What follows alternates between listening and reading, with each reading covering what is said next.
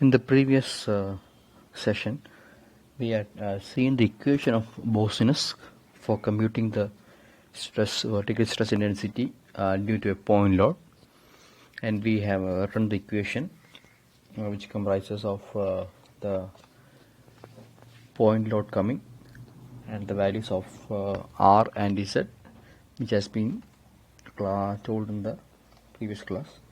Now coming to computation of stresses due to loaded areas of different shapes. Okay, we will see some of the equations and then the numericals will be done in the class. Now the first case, the vertical stress due to a line load. Okay, have given a figure there which shows line loading. The intensity is taken as Q per meter, small q per meter, and that line load continues. We can take the example as of a railway line, something like that. It continues as a line to a particular distance, and the distance is not specified. So the stress value coming on the load value coming on the line is given as Q per meter. That is the stress intensity.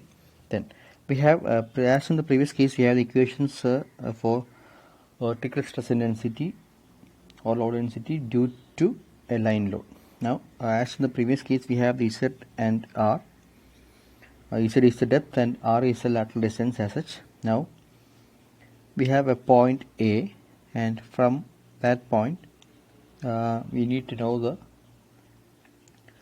vertical stress intensity due to line load. So, as in the previous case, we have a new equation. The equation is stated as 2q by pi z, the whole bracket 1 by 1 plus r by z, the whole square, the whole raised to 2.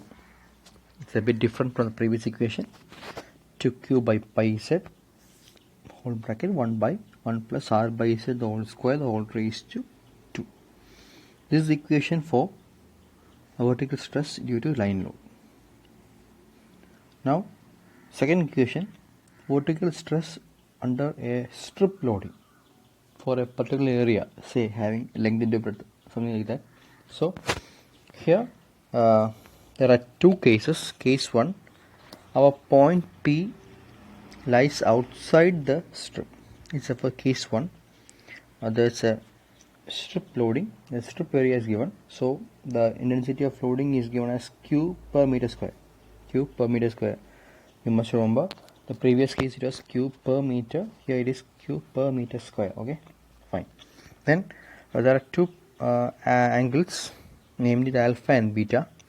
From point A, we must draw to the extremes of the strip loading, and then from the middle portion we draw line to A. Then the angles are shared as alpha and beta. It is given in the figure.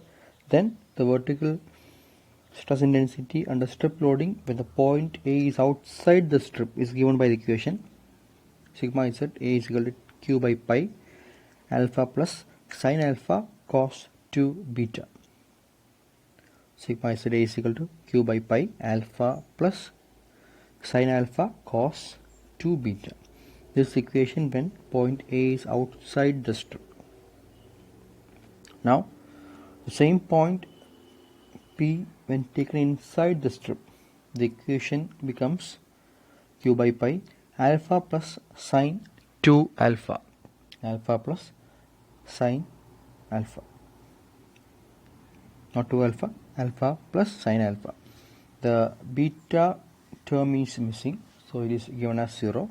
And then the equation is the same as previous equation, but in that case, since beta is equal to 0, the equation changes Q by pi alpha plus sin alpha.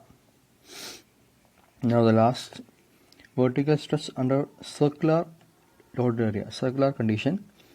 We have the stress intensity Q by Q per meter square. Similarly, we have the R and Z as previous cases, but here the equation becomes, our consideration of point is A, so sigma z is equal to Q into 1 minus the whole bracket 1 by 1 plus R by Z the whole square, the bracket whole raised to 3 by 2. So Q into 1 minus 1 by 1 plus r by z all raised to 3 by 2. So these are the different equations where the new types of additional area, so different shapes are coming. So you have to understand these equations too with the initial Bose-Einstein equation. The initial Bose-Einstein equation was for point load, and then comes this line load, strip load, two cases, and then the circular condition. So we will do the problems in the class.